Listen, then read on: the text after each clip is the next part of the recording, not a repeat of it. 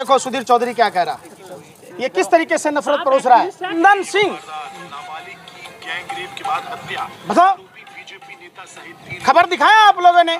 आई तो ये बात स्मृति ईरानी से पूछा ना, अपने दीदी से पूछो। 13 रुपए किलो चीनी बांट रही थी, कर रही थी, गैस सिलेंडर लेकर घूम रही थी 400 रुपए की। आप आज क्यों नहीं बोलती है?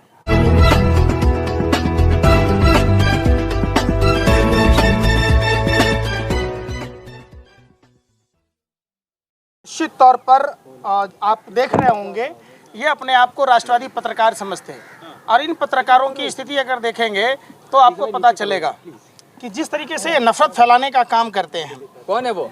सुधीर चौधरी जैसे तिहारी, 2 कौड़ी के लुच्चा लफंगे पत्रकार ने किस तरीके से आप सर्टिफिकेट देंगे, लुच्चा लफंगा किसी को कुछ भी बोल दे। कल ही डांटा था आपको मीडिया वालों ने। अच्छा, हाँ, फिर भी नहीं मानते आप, लुच्चा लफंगा अरे बोलते। आप जैसे दलाल पत्रकारों के लिए चूड़ियां लाया हूँ। ये देखो सुधीर चौधरी क्या कह रहा, बताओ। ये चूड़ियां आप जैसे पत्रकारों के लिए, पहन लो घाघरा चोली, जाओ ठुमका लगाओ सड़कों पर। ये किस तरीके से नफरत परोस रहा है।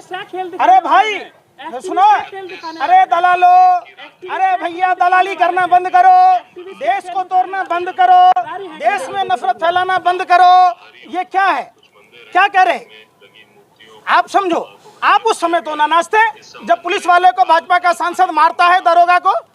आप तब नहीं बोलते कि उत्तर प्रदेश में किस तरीके से मारा पीटा जाता है। आप तब नहीं बोलते जब उत्तर प्रदेश में बलात्कार कर भारतीय जनता पार्टी का नेता किस तरीके से, ये कौन है भाई, ये बताओ। ये हमारी खबर है, ये ब्रेकिंग न्यूज है। तो अरे भाई सुन तो लो। कुंदन सिंह बताओ, खबर दिखाया आप लोगों ने। आप क्या खबर दिखाते हो? पहले चूड़ियां घाघरा चोली चौक चौराहों पर ठुमका लगाना लो, आप सभी पत्रकारों के लिए है। लो ले जाओ, बांट लो, अपना आपस में पहन लेना। क्या तमाशा कर रखे हो? अरे भाई तो ये बात स्मृति ईरानी से पूछा ना, अपने दीदी से पूछो। अरे भैया, ये सौभाग्य की निशानी है, और ये उस समय 13 रुपए किलो चीनी बांट रही थी, कर रही थी, गैस सिलेंडर लेकर घूम रही थी 400 रुपए की। आप आज क्यों नहीं बोलती है? क्यों नहीं बोलती है? पूछो जाकर सवाल। सवाल पूछने की तुम्हारी औकात नहीं और तुम लोगों की हिम्मत नहीं कि ये सवाल पूछो। किस तरीके से Sudhir Chaudhary black and white show चला रहा है, जो पाकिस्तानी शो है, पूरा का पूरा काला चिट्ठा ब्लैक एंड शो में दिखाया जाता है। किस तरीके से नफरत परोस रहा था। आप नहीं बात करते, आप नहीं बात करते कि आरएसएस में 4 पीढ़ियों से रहने वाला प्रदीप करूलकर भारत की खुफिया जानकारी पाकिस्तान को दे रहा था। आप नहीं चर्चा करते उस शर्मा के बारे में जो गैलेंट्री अवार्ड से नवाजा गया था, वो पाकिस्तान को खुफिया जानकारी दे रहा। आप नहीं बात करते कि पुलवामा में आरडीएक्स किसके थे, वो जेलेटिन किसका था। आप बात नहीं करते। बात करो ना, है हिम्मत तो जाके पूछो सत्ताधारी दलों से कि कभी ये पालमान बेटियों के जो यौन शोषण के आरोपी हैं उसके रक्षक बन के काम करते, कभी ये किसानों के जो हत्यारा, जो उसका बाप प्रभात गुप्ता का हत्यारोपी है, जिसके बेटे ने हमारे देश के पालनहार अन्नदाता किसान भाइयों को थार से कुचल दिया था, उसका रक्षा करता है। कभी कुलदीप सेंगर की रक्षा करता है, कभी बहन मनीषा के दरिंदों की रक्षा करता है, कभी छात्र नौजवानों को मारता है, पीटता है, तो आप उस पर चर्चा नहीं करते। पंडित जी सुनिए, पहले मुख्तार अंसारी की हत्या हुई, आप छाती पीट रहे थे, सड़कों पर लेट रहे थे, खूब आपने जो है आप सुन लीजिए। अभी एक और हत्या हुई है, एक हिंदू की हत्या हुई है, अब आप नहीं बोलेंगे। किस हिंदू की हत्या हो गई? गैंगस्टर। किसने नहीं कहा? आप बोले। अरे सुन लो बेशर्मो, अरे सुन लो सत्या के हवशियों। महिला वकील देखो, आप लोग कहते हैं कि योगी का राज है, मैं कहता हूं ढोंगी अपराधनाथ के राज में देश में कोई भी सुरक्षित नहीं है।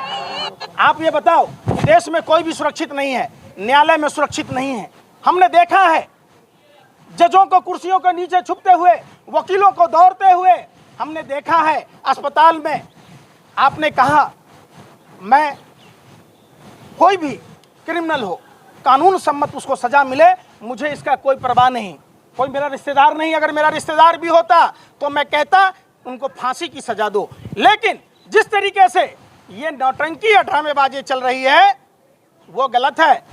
अस्पताल में अतीक अहमद की हत्या हुई, न्यायालय में मुख्तार अंसारी के जो करीबी थे, जो आपके पश्चिम उत्तर प्रदेश से हैं। हत्या करना हमारा कानून नहीं कहता। कानून सबके लिए बराबर है, चाहे वो अपराधी हो या सामान्य नागरिक। कानून सम्मत देश संविधान से चलेगा और संविधान के हिसाब से उसे सजा मिलनी चाहिए। 2017 से अब तक 41 एनकाउंटर हो गए। किसके हुए? पुलिस की मौजूदगी में, यूपी पुलिस की। यूपी पुलिस की पिटाई हुई। अपहरणकर्ताओं को छुड़ाने वाला कौन था? बीजेपी सांसद। क्या नाम था? बोलो बोलो बोलो बोलो। अरे भैया क्यों नहीं बोल रहे? बोलो, हिम्मत नहीं है। अरे माँ ने दूध नहीं पिलाया। अरे भाई आप जैसे पत्रकारों की माँ ने दूध ना पिलाया। बोलो, भाजपा का वो कौन सा सांसद था जिसने दलित एसडीएम को मारा था? आप बात ही नहीं करते। आप बोलिए ना, आप काय नाम लेने से डर रहे हैं? बोलिए। है शरद पाठक नाम है उसका। है और उसने दलित एसडीएम को मारा था। उसके बाद पूरे थाना के पुलिसकर्मियों को मारा, बुरी तरीके से मारा पीटा, और जो अपहरणकर्ता थे उनको छुड़ा कर ले गया। खामखा विरोध करने आ रहे हैं यूपी में कितना अच्छा कानून क्या खाते हो भैया? गोबर को च्यवनप्राश समझ के खाते हो। अरे विरोध ना करें कि संविधान के रक्षक जिनके हाथों में प्रदेश की बागडोर है और उनको मारा गया, पीटा गया, अगर हम इस बात का विरोध भी कर दें तो हम गलत हैं। सस्ती अगर लोकप्रियता यूपी के में लिए कितना गिरेंगे? टीका लगा के मोदी को गाली देना बड़ा आसान है, लेकिन देश चलाना बड़ा कठिन काम है। अच्छा, शेर ने चीता लाया था, चीता मर गया, पता है? अरे भैया एक बात बताओ, प्रधानमंत्री जी लगातार झूठ बोलते हैं। 1950 में जन्म हुआ, 17 साल में शादी की, 18 साल में जसोदाबेन को छोड़ दिया है, 1973 में बड़नगर रेलवे स्टेशन बेचा, 40 साल भीख मांग के खाया, और 13 साल से मुख्यमंत्री थे, 9 साल से प्रधानमंत्री हैं। तो कितना साल होता है भैया? बताओ। बताओ ना भैया। भैया गोबर को च्यवनप्राश समझ के चाटने वालों, बोल तो लो। अरे भाई, मोदी जी, अरे सुन लो, ये आप लोगों की मेहरबानी है। कहा जाता है ऊपर वाला मेहरबान तो गधा भी पहलवान। आपने जो काम किया है वो सिर्फ और सिर्फ जो इमेज बनाने की काम की, उसके वजह से आज देश परेशान है। अच्छा वो सब छोड़िए, आप 24 में प्रचंड बहुमत के साथ भाजपा आ रही है ना? तुमको कैसे मालूम? तुम भी बाबा बाप। अरे बेशर्मा। अरे भैया तेरी भी पर्ची निकलती है क्या?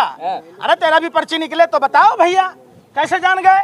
पूरा देश परेशान है, छात्र नौजवान परेशान है, देश का अन्नदाता पालनहार किसान परेशान है, देश में महिला बेटियों को इंसाफ नहीं मिल रहा है, तो कौन आदमी वोट देगा? महंगाई की मार से सभी परेशान है। पर्ची निकाल दिया 2024 के लिए, आप यहाँ हल्ला मचाया जा रहे हैं। अच्छा, तो रेल में कहने पर्ची निकलवा लिए बाबा बागेश्वर से? तो बोलो तो कोई अर्जी नहीं लगवाया। अच्छा बोल दिया, हो गया। कुछ बोलोगे? उस पर केस होना चाहिए। जितने लोगों की मौत हुई उसको हत्या का केस उस पर दर्ज होना चाहिए कि ये फर्जी साधु संतों को जब ये बात ढिढोरा पीटते उनको पता था, फिर भी रेल हादसा होने दिए। असली वजह रेल बजट में कटौती करना, जो ट्रैक के मेंटेनेंस और निर्माण के नाम पर जिस 2.5 लाख करोड़ रुपए का बजट वंदे भारत ट्रेन के लिए रखा गया, आप साफ साफ समझिए कि रेल के पटरियों पर वो जो सुरक्षा कवच आपने देखा था अश्विनी जी का, जो लापता रेल मंत्री हैं? अरे भाई, अरे बेशर्मो, सत्ता के दलालों, हवसियों, ये सुरक्षा कवच कहाँ गया? अरे भाई, पूरे भारत के रेलवे को, ट्रैक को अगर सुरक्षा कवच प्रदान की जाती तो 64,000 से 65,000 करोड़ रुपए में सुरक्षा कवच मिल जाती। आखिर क्या कारण है कि अनदेखी की गई? ये बताओ। कैग की रिपोर्ट, जिस कैग की रिपोर्ट से देश में भूचाल आ जाया करता था, वो कैग का रिपोर्ट कहाँ है? ये बताओ। आप नहीं बताओगे चूंकि जांच करते रही है। क्या कर रही है सीबीआई जांच भाई? रेलवे की जो मृत्यु हुई थी रेलवे में, उनकी टेम्पो में लगे लाशों को फेंका गया था, जबकि गांव को 10 लाख रुपया दिया है मोदी जी ने। निश्चित तौर पर सुनो, 10 लाख आपने, अरे सुन तो लो, आपने सीबीआई की बात की।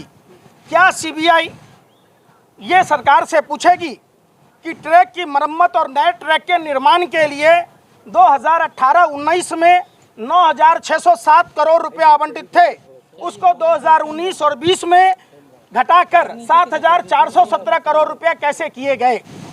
क्या सीबीआई सत्ता पक्ष से यह सवाल पूछेगी कि रेल के चिंतन शिविर में सभी जोन को सुरक्षा पर बोलना था, लेकिन एक ही जोन के लोगों ने बोला और उस शिविर में सिर्फ वंदे भारत पर ही केंद्रित था?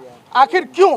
क्या सीबीआई कैग के रिपोर्ट में जिक्र 2017-21 के बीच 10 से में से करीब 7 ट्रेन हादसे पटरी से उतरने के वजह से हुआ। फिर ईस्ट कोस्ट रेलवे सुरक्षा के लिए ट्रैक मेंटेनेंस का परीक्षण क्यों नहीं हुआ? क्या सीबीआई पता लगाएगी कि रेलवे संरक्षा कोष फंडिंग 79% कम हो गई? क्या सीबीआई मालूम करेगी कि 20,000 करोड़ रुपए का बजट आवंटित क्यों नहीं हुआ, जैसा कि मोदी सरकार का वादा था? क्या सीबीआई ये ढूंढेगी कि 3,12,000 पद जो रेल मंत्री ने लोकतंत्र के मंदिर में कहा था, क्या सीबीआई ये बताएगी कि 12 घंटे से ज्यादा लोको पायलटों की ड्यूटी क्यों कराई जाती है? क्या साउथर्न वेस्टर्न रेलवे ने जो चिट्ठी लिखी थी, क्या उसकी बात होगी? रेलवे सब्सिडी के जो 1,42,000 पद खाली हैं, उनको क्यों नहीं भरा गया? ये सवाल पूछेगी क्या? कौन जिम्मेदार है? मोदी जी जिम्मेदार हो जाएंगे? कांग्रेस की शासन में आप हो, हाँ। अरे भाई सरकार में आप हो, अगर आप जिम्मेदार हो तो चले जाओ थाने में, बंद हो जाओ अपने आप को। जो शासन में है, जो सत्ता में है, 6 घंटे ड्यूटी होता था। कांग्रेस की सरकार में 6 घंटे ड्यूटी देता था। सुनो, कांग्रेस के समय में पेंशन मिलता था, अनुकंपा के आधार पर नौकरी थी। अगस्त मुनि समुद्र पी गए, अटल मुनि पेंशन पी गए, और नरेंद्र मुनि जो हैं सारा रोजगार पी गए। 3,12,000 पद खाली है। 5 जून को आपको रेलवे, सारे हिंदू बच्चे थे, उनको पुलिस मार मार कर खदेड़ रही थी। हिंदू प्रधानमंत्री, हिंदू राष्ट्रपति, हिंदू मुख्यमंत्री, हिंदू रेल मंत्री, तमाम मंत्री होने के बावजूद हिंदू युवाओं को जो 2019 में वैकेंसियां निकली थी क्वालिफाई करने के बावजूद उनको मारा गया, पीटा गया, लेकिन ज्वाइनिंग लेटर नहीं दिया। तमाम विरोध करते हैं, सुनो, अरे बेशर्मो, जब कश्मीरी पंडितों, अरे भाई सुन लो बेशर्मो, कश्मीरी पंडितों को 15 महीनों से वेतन नहीं मिल रही है, कश्मीरी पंडितों के जमीनें छीनी गई, तो एक सनातनी हिंदू को बोलना अनिवार्य है। जब कानपुर में ब्राह्मण माँ बेटी की बुलडोजर चलाकर जिंदा जला दिया गया, तो ब्राह्मणों का सम्मान सनातन हिंदू धर्म की परंपरा है, तो बोलना जरूरी है। जब खोरी गांव में 40 मंदिर तोड़े जाते हैं, तो बोलना जरूरी है। जब तमाम ये हिंदू बेटियां जो जंतर मंतर पर घसीटी गई और उनको बैठने तक नहीं दिया गया, मांग नहीं करने दी गई, तो सुन लो, अरे बेशर्मो, सत्ता के दलालों, यही अगर पाकिस्तान की हिंदू बेटियां होती, बलात्कारी ब्रजभूषण शरण सिंह की जगह कोई अब्दुल होता, कोई कादिर होता, तो आप नागिन डांस रहे होते, हाथों में ऐसे चूड़ियां पहन कर, ऐसे नहीं, ऐसे चूड़ियां पहन के पहन लेना चाहिए। लो फेंकूं तुम्हारे मुंह पर, बेशर्म, शर्म ही नहीं है, क्या बात करते हो तुम? हिंदुओं पर सबसे ज्यादा 80% हिंदू देश में रहते, हिंदू जितना जुल्म नहीं किया हिंदुओं पर। नरेंद्र मोदी की सरकार ने सनातन हिंदू धर्म के लोगों को प्रताड़ित किया है। महंगाई की मार हिंदुओं पर, बेरोजगारी की मार हिंदुओं पर, मंदी की मार हिंदुओं पर, जीएसटी की मार हिंदुओं पर, नोटबंदी की मार हिंदुओं पर। आपको नहीं दिखता? औरंगजेब बढ़िया था। अरे बेशर्मो, आप कह रहे हैं मोदी जी ने ज्यादा, अरे भाई बेशर्मो, अरे बेशर्मो, शर्म कर लो, शर्म कर लो, शर्म कर लो, शर्म कर लो। अरे सुन लो, अरे सुन लो, ये आप मीडिया के लोगों की दिमाग की शैतानी उपज है। 24 घंटा नफरती खेल दिखाते हो। आपका ही भाई तिहारी दिखा रहा था, अरे आपका ही भाई तिहारी ये दिखा रहा था। आप लोग इतने बेशर्म हो गए कि आपको शर्म ही नहीं। आप पूछो, अरे भाई सुन नहीं रहे, सुनो तो सही, यही तो मैं कह रहा हूँ। आपका ही भाई तिहारी ये खबरों को दिखा रहा था। मैं क्या कह रहा हूँ पहले सुन लो। आपने ये कौन है तिहारी? आपका भाई, ये 2 कौड़ी का मजदूरी करने वाला, ये भाजपा का एजेंट, आवारा कुत्तों से भी ज्यादा भौंकने वाला 2 कौड़ी का लुच्चा लफंगा पत्रकार अपने। अरे सुनो, है बेशर्मो, पूरे देश को आग में मत झुलसो। हमने देखा था पालघर की घटना पर आप लोग जिस तरीके से जिक्र कर रहे थे, जब चर्चा हुई, जब पता चला कि उसमें भाजपा का नेता है, तो आप लोगों ने चुप्पी साध ली। अगर यही कश्मीरी पंडितों का जुल्म किसी दूसरी पार्टी की सरकार में होता, तो आप नागिन डांस कर रहे होते। जब ये पहलवान बेटिया का यौन शोषण का आरोपी अगर किसी गैर विपक्षी पार्टियों के राज्य का होता, तो आप ऐसे सड़कों पर लौट रहे होते जैसे नागिन डांस कर रहे होते।